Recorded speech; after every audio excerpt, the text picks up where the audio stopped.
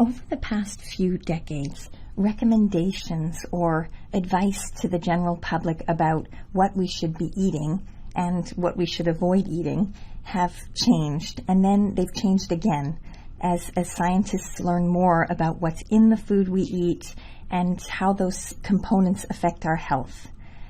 Especially in countries like the United States that have adopted diets that are rich in refined or processed foods, and for the most part, along with that shift, rates of obesity have increased in these countries.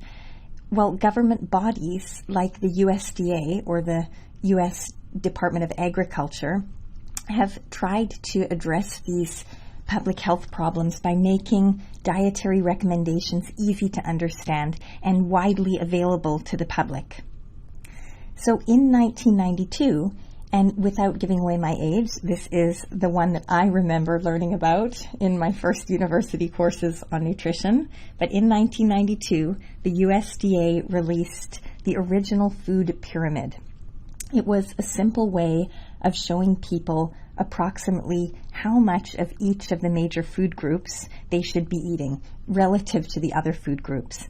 So breads and cereals in those days were considered to be sort of the foundation of our diets. In many parts of the world, they still are. But because in the US we've kind of gone a bit overboard on our consumption of carbohydrates, especially heavily processed carbohydrates, our recommendations have changed over the years, and you'll see how.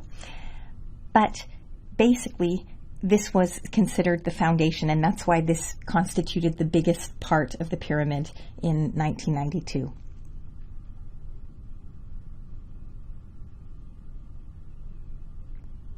The next layer was divided into fruits and vegetables, and it was recommended that we eat 3 to 5 servings of vegetables and 2 to 4 servings of fruit every day.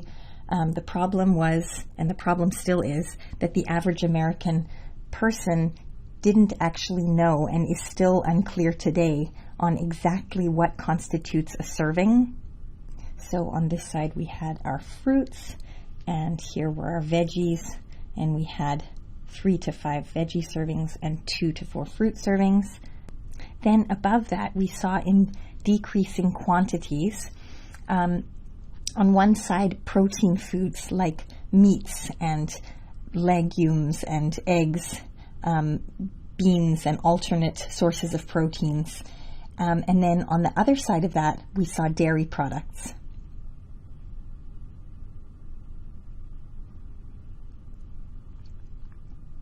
At the very top, there was this tiny triangle for fats and sweets, and that was meant to suggest to the public that they should eat their cupcakes and drink their soda in moderation. Okay, then in 2005, the USDA's My Pyramid was released, and I'm intentionally not putting a space between the words my and pyramid because that's the way it was meant to be written. And it had nice bright colors and pictures often of the corresponding foods in the groups below the picture, but sometimes the triangle was just left with colors and the words of those groups. So here they are. There were the grains, vegetables, fruit, milk, and meat and meat alternates or protein foods. And then there was this tiny strip with a picture of a bottle of cooking oil. And again, that was visually kind of suggesting that we limit these sorts of foods in our diet. But by 2005, obesity rates were rising in the US, so the USDA added a flight of stairs and an active person going up those stairs. This was supposed to remind us that even small additions of physical activity, like taking the stairs, for example, could add up to health benefits. Now, unfortunately, in reality, when overall caloric intake is far too high because of too many processed foods that contain much too much fat and sugar, then it's difficult to completely counteract that with physical activity alone. But it was a good way to introduce the idea that physical activity was an important part of living a healthy life, and that if one balanced that with a moderate consumption of food, that in the end you would end up with a healthy balance. Then enter First Lady Michelle Obama, who made it a national priority to address childhood obesity, thank goodness. And in 2011, we got the USDA's My Plate. It was a simple visual representation of a single meal, which was nice in many ways because it suggested that we actually sit down again and eat off of plates instead of consuming our meals at the bus stop or somewhere else on the run. My Plate was divided into 1/2 fruits and vegetables, and there was also a suggestion that more vegetables be consumed than fruits because the vegetables segment was a bit bigger. And then on the other side of the 2011 My Plate, we see grains, which is nice because it suggests whole grains rather than simple carbohydrates or simple sugars, and also protein at the bottom. And of course, on the top corner, there was a circle to represent dairy products in the diet.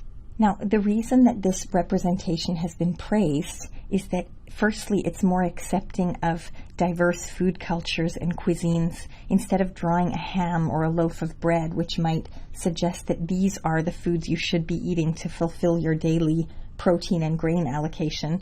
This representation doesn't prescribe which foods, it just suggests the types of foods. But if this were really my plate, if I had, let's say, 2 or 3 wishes, I would add a few things. The first thing that I would add is a glass of water. I think we often forget how important water is in our children's diets and even in our own diets. I would also love it if there would be a way to just remind people to keep an eye on portion size, maybe something like this. That would just be a little reminder. Smaller plates are a great way to control portion size in the home. If you use them most of the time, it just sets up a sort of a normal view of what a portion size is, or what a reasonable portion size is. And then the last thing I would love to add is some suggestion that variety in food and in our diets is a good thing. So maybe a little rainbow on the fruit and vegetable side, or maybe the word variety written in like this.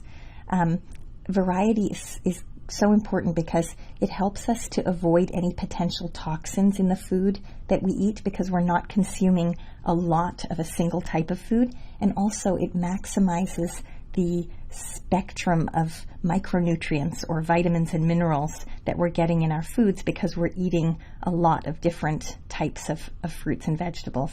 But in general, I think a diagram like My Plate is an effective way to communicate a lot of information to a large number of people across a spectrum of ages and educational backgrounds.